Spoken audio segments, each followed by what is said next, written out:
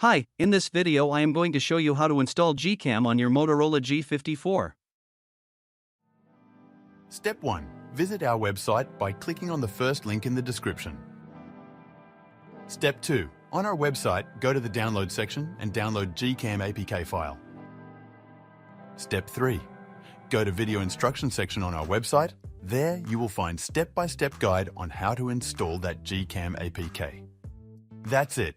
Don't forget to visit our website for complete instructions and APK file. Lastly, here's some GCam versus stock camera app comparison.